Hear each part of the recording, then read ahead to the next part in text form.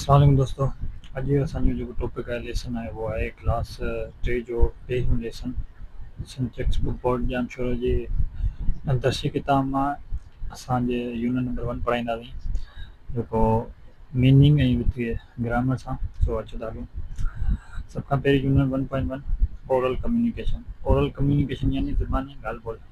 Oral जो synonyms verbal, communication यानी conversation हूंदी आहे। ओरल एडजेक्टिव आहे, सिफ़त आहे कम्युनिकेशन जी। कम्युनिकेशन यानी ॻाल्हि ॿोल, पर कहिड़ी ॻाल्हि ॿोल? ज़ुबानी ॻाल्हि ॿोल। हिकिड़ी इशारनि वारी ॻाल्हि ॿोल हूंदी आहे, ॿी ज़ुबानी ॻाल्हि ॿोल हूंदी आहे। सो हीअ ज़ुबानी ॻाल्हि ॿोल आहे। जमील, हेलो माजिद। जमील तव्हांखे ख़बर आहे नाउन आहे, कहिड़ो noun? Proper noun. Hello Majid, hello interjection आहे, interjection of greetings. Hello Majid यानी सलाम माजिद, हाउ आर यू, तव्हां कीअं आहियो। हाउ एडवर्ब आहे, आर जेको आहे उहो लिंकिंग वर्ब आहे, स्टेट बि ॾेखारे, यू माना तव्हां। सो हिते हले पियो त तव्हां कीअं आहियो। माजिद नाउन आहे, आई एम गुड थैंक्स, ऐं ठीकु आहियां महिरबानी। आई जेको आहे प्रोनाउन आहे, सॉरी प्रॉपर प्रोनाउन आहे, पर्सनल प्रोनाउन। ऐं एम, हिन जो मक़सदु आहे ए एम, आई एम। ही लिंकिंग वर्ब आहे, स्टेट बि ॾेखारे, गुड एडजेक्टिव आहे, थैंक्स, ऐं ठीकु आहियां महिरबानी। Please meet my cousin.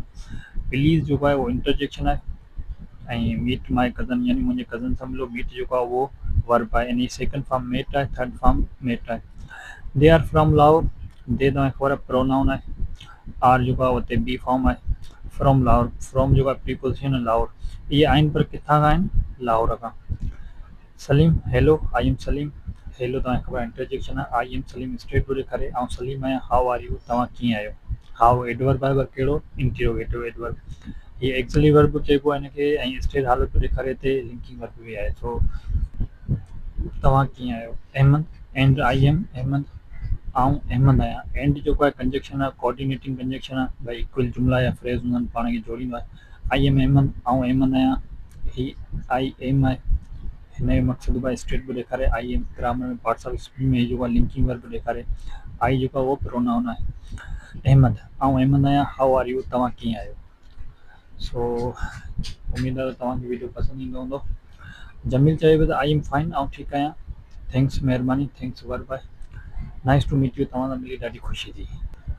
Nice जेको आहे एडजेक्टिव आहे, टू मीट टू प्रीपोजिशन आहे, मीट माना मिलणु वर्ब आहे, यू तव्हां सां मिली ॾाढी ख़ुशी थी। सलीम, नाइस टू मीट यू। नाइस तव्हांखे ख़बर आहे एडजेक्टिव आहे, टू जेको आहे उहो प्रीपोजिशन आहे, मीट वर्ब आहे, यू जेको आहे उहो प्रोनाउन। अहमद, तव्हां सां मिली पुण ख़ुशी थी।